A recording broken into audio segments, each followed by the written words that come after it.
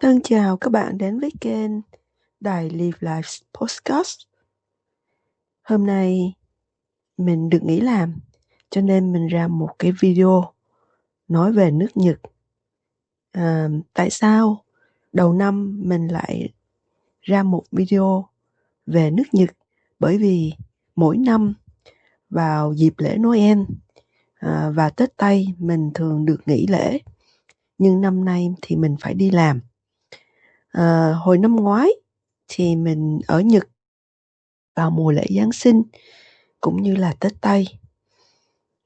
Nhưng năm nay có một cái gì đó là mình quyến luyến và nhớ rất là nhiều về nước Nhật. Vì lý do đó mà mình muốn đưa lên những hình ảnh đầy kỷ niệm của năm ngoái. Mời các bạn đón xem nước Nhật như thế nào các bạn nhé. Năm ngoái mình đến Nhật và mình chỉ ở hai tỉnh của nước Nhật, đó là thủ đô Tokyo và Osaka. Mình ở Tokyo, mình đi tham quan rất là nhiều nơi. Mình rất thích Tokyo. Vào mùa Giáng sinh thì trời rất là đẹp, không khí hơi lạnh thôi các bạn. Nắng, khi nắng lên á, thì mình thấy cũng rất là ấm nha các bạn.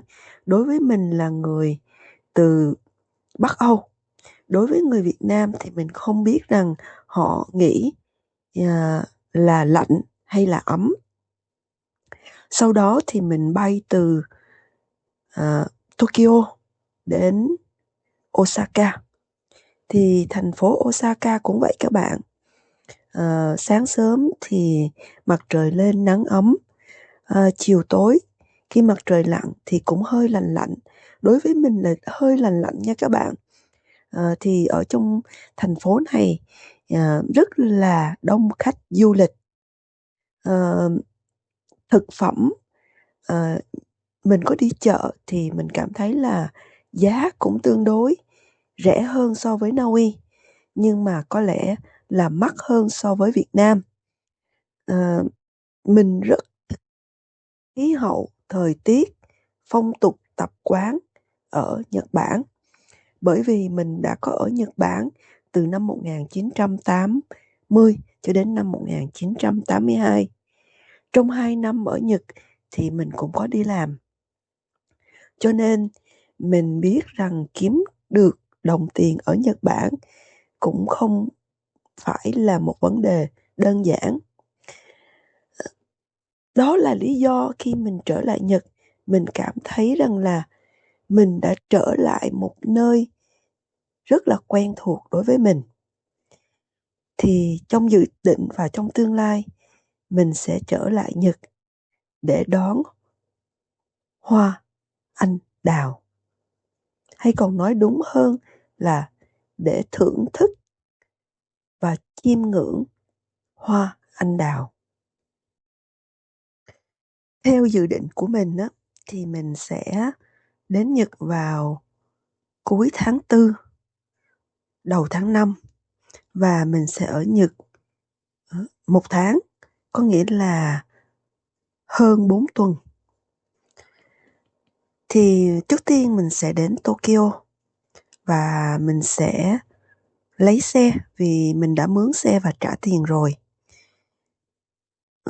Mình sẽ ở Tokyo 3 ngày, sau đó thì mình sẽ lái xe từ Tokyo đến Osaka. Và đoạn đường từ Tokyo đến Osaka thì mình sẽ dừng chân vào nhiều nơi. Thì ở Osaka mà để đến Kyoto hoặc Nara hoặc là những thị trấn lân cận thì không khó. Khi mình có xe, mình muốn đi lúc nào cũng được. Mình có thể để hành lý của mình trên xe. Mình có thể dừng bất cứ nơi nào để mình tham quan. Năm ngoái thì mình đi bằng hệ thống giao thông công cộng, cho nên nó cũng hơi bị gò bó các bạn. Có nghĩa là mình không thể mang nặng trên vai, mình không có thể xách nhiều, cho nên mình phải đi bộ rất là nhiều và mình cảm thấy hơi mệt. Nên lần này mình quyết định là mình mướn xe. Thì chi phí mướn xe với lại đi những giao thông công cộng thì đương nhiên là có hai phần chi phí khác nhau.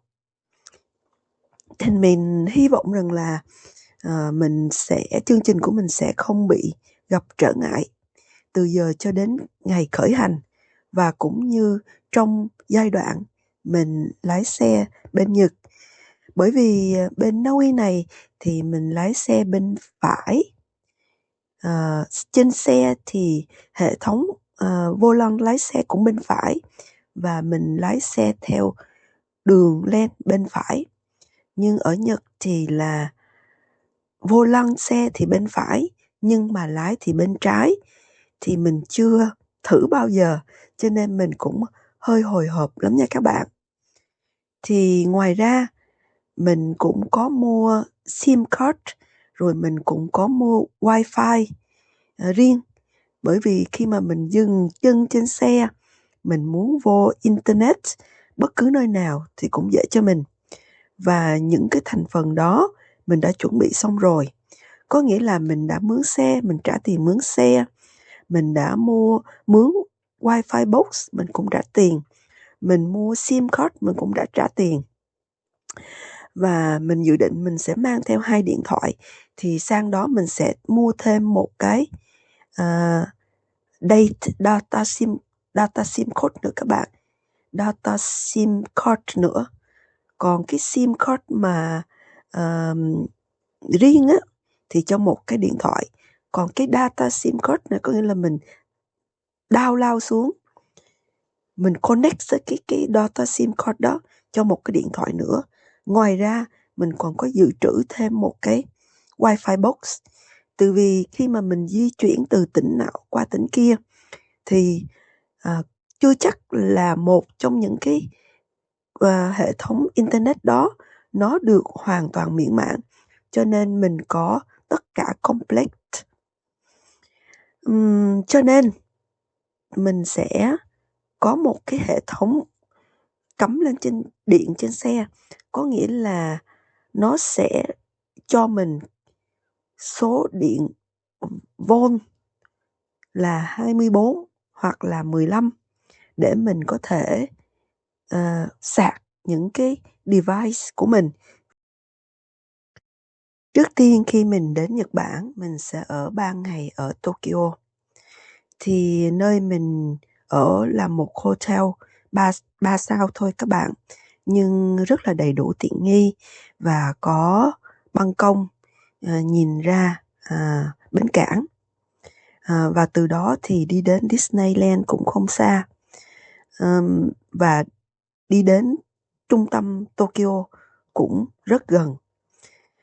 Sau đó thì mình sẽ đi về phía nam của nước Nhật. Thì mỗi một tỉnh thì mình sẽ dừng chân lại và ở đó 2 ngày. Và những nơi mình dừng chân lại, mình đều đã đặt hotel. Cho khi mình đến Osaka, khi mình đến được Osaka thì mình sẽ ở một cái hotel đó. Mình dự định mình sẽ ở đó đến 2 tuần, hơn 2 tuần. Sau đó thì mình sẽ đi những tỉnh lân cận ở Osaka, đi về phía nam. Khi mình lái xe ngược trở lại Tokyo thì mình cũng có một hành trình giống như khi mình đi đến Osaka. Mình sẽ dừng chân lại ở nhiều tỉnh và mình sẽ ngủ đêm lại ở những mỗi tỉnh. Và những hotel đó thì mình chưa đặt trước, bởi vì mình hy vọng rằng là khi mình đi từ Tokyo đến Osaka thì con đường có vẻ là rất là mới mẻ đối với mình, cho nên mình phải đặt những cái hotel mình sẽ dừng chân lại trước. Nhưng mà khi trên đường mình trở ngược lại Tokyo để mình bay về Na Uy, thì đoạn đường đi ngược lại thì mình chưa có đặt hotel. Thì mình biết rằng là khi mình đến thì mình đã có trải nghiệm. Thì khi mình về thì đối với mình thì chắc có lẽ là không khó khăn. Bởi vì khi các bạn đặt hotel qua những cái mạng như là hotel.com hoặc là những cái chương trình nào đó thì giá nó rất là mắc. Không rất là mắc nhưng là mắc. Mà nếu mà mình đặt hotel, khi mình tới đó mình tự đặt hotel, đi thẳng vào hotel mình đặt hotel thì cái giá nó rẻ hơn các bạn. Nó rẻ hơn một chút. Đấy. Thì cái hotel mà mình đặt ở Osaka, mình không có qua một cái mạng nào hết đó các bạn. Mình đi tìm thẳng vào những cái hotel, có những cái website đó mà nó viết bằng tiếng Nhật, rồi mình tìm cách để mình dịch từ tiếng Nhật qua tiếng Na Uy của mình hoặc là tiếng Anh, thì mình hiểu được cái ngôn ngữ của tiếng Nhật, cho nên mình đặt thẳng luôn thì giá nó rẻ hơn rất là nhiều luôn nha các bạn. Cho nên khi đường quay về trở lại đó thì mình sẽ tự đặt hotel khi mình có mặt ở đó. Nhưng mà khi cái con đường mình đi từ Tokyo đến Osaka thì mình không dám phiêu lưu, mình phải đặt trước, là mình biết rằng là giờ giấc mình sẽ đến đó và mình sẽ có chỗ ở, tắm rửa, nghỉ ngơi. Cho nên mình chịu mắc hơn một chút các bạn.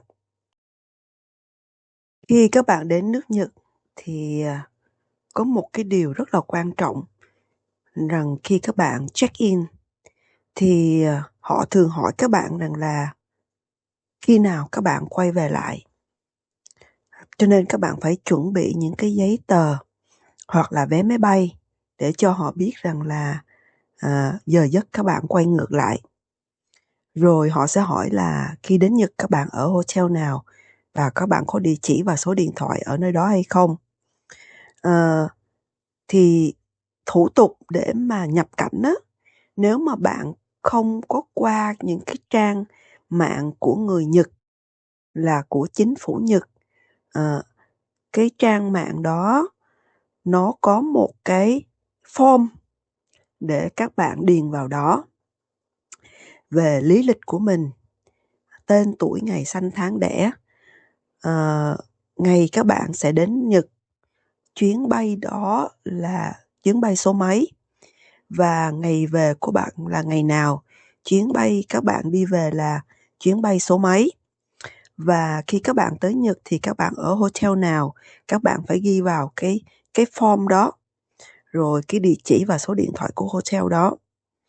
Thì khi các bạn mà điền xong cái form đó rồi thì nó sẽ hiện lên cho bạn một cái IQ. Thì các bạn sẽ chụp hình cái IQ đó, hoặc là các bạn scan cái IQ đó, thì các bạn sẽ mở một cái trang đó trong một cái app của cái mobile. Thì khi các bạn tới Nhật Bản thì các bạn qua một cái con đường, một cái lane để cho những người đã kê khai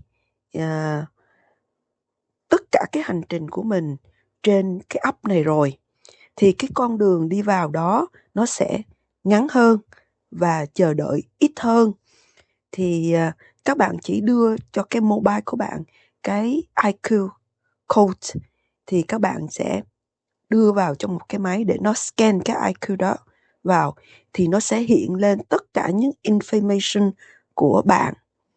Thì khi các bạn vào thì bạn sẽ đứng trước một cái máy, thì nó sẽ scan cái gương mặt của bạn đó, thì coi như là hộ giấy tờ, thủ tục của bạn hợp lệ thì các bạn đi vào rất là nhanh. Đấy.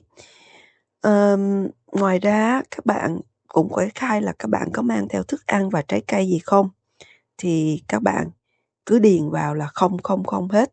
Thì họ sẽ hỏi các bạn là với số tiền các bạn mang vào Nhật Bản là bao nhiêu, thì ít nhất là bao nhiêu và nhiều nhất là bao nhiêu, thì các bạn chỉ đánh dấu vào là ít nhất hoặc là không.